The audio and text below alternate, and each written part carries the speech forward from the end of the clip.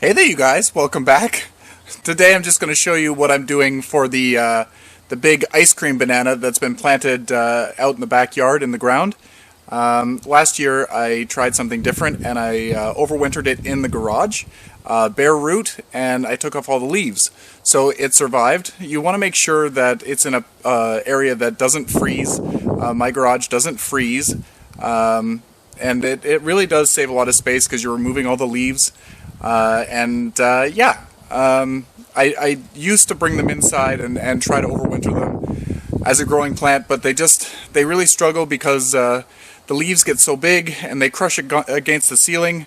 It's fine if you have a small banana, it's easy to keep them alive, but it's even easier to store them dormant. You don't have to worry about the pests so much, maybe a little bit, but not so much. But you want to keep them cool. Around 10 degrees Celsius or 50 degrees Fahrenheit should be the lowest it goes. I have had them go lower. I think my garage goes down at the lowest to about 4 degrees Celsius. I don't know what that is in Fahrenheit. But you really want to have it less. I mean, 10 degrees should be the lowest temperature that you're aiming for, but no higher than 15 degrees Celsius. To make them happy. You don't want them too warm because they're going to try to grow. Yeah, I'll show you what I'm doing, and maybe you can replicate it. I don't recommend doing this with all of your bananas if you have not done it before, because I would hate for you to lose them all, because it might not work for you. But it did work for me. All of the ones that I did in the garage last year survived with very little trouble, and I'm going to do it again. So as you can see here, I ripped all of them out of the garden. I did not try to get a big root ball because it's not necessary to have a big root ball. You just want to have the corms. So I just cut or dug up as close to the corm as I could. It was really heavy because these are mostly water. So I'm just going to go ahead and remove all of the leaves from these, and we'll come back with them bald.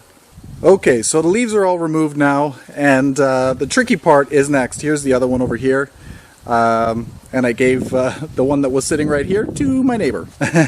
So the trick now is you've got to hang it upside down for probably a week, which doesn't make a lot of sense. Bill, why would you hang it upside down? Well, inside all of these leaf sections here, bananas are made up of a lot of water. Like the majority of it's water. They're really heavy, and if you cut a banana leaf, you know that there's tons of water that comes out, and inside the little crevices there's always going to be sitting water. So you want to allow the cracks and crevices to dry out, and then you can tip it upright. So having it upside down in a dry place so that the water drains out, that is the trick to success, so you don't get it to rot.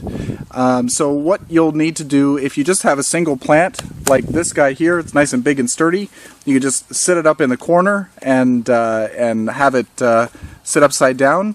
But if it's a little bit more flimsy, like I can't do it with this one, I'll probably have to take a rope and put it around the root ball and then hoist it up and let it hang and drip all the water out. Again, for about a week, maybe two, depending on how you feel and if you forget about it. And then after that time, take either a garbage bag or a shopping bag, depending on your root ball size, and cover the corm area with the plastic bag, and then loosely tie it around the stem. You don't want it to be completely sealed, just in case there's extra moisture in there. You don't want it to build up. So you want it to hold a little bit of moisture, but you don't want it to stay too wet. So that is another trick, and then you could just place it in an area, whether it's in your basement, in a cold cellar, in a garage, in a shed that doesn't freeze, and also doesn't get to be 3,000 degrees when the sun hits it. That's where you're going to store it, and in the springtime, I brought mine back out in about April because my season starts in May. So I brought it out in April and potted them up in some soil, and they started to produce new leaves immediately. You could see them starting to push their new growth out. So that is what I'm doing with this banana and that banana.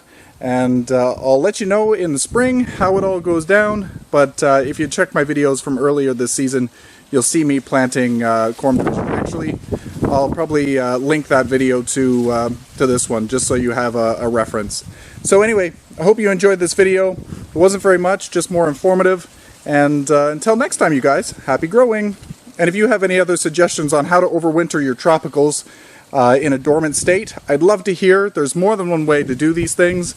This is just what I'm doing this year. Anyway, until next time, happy growing.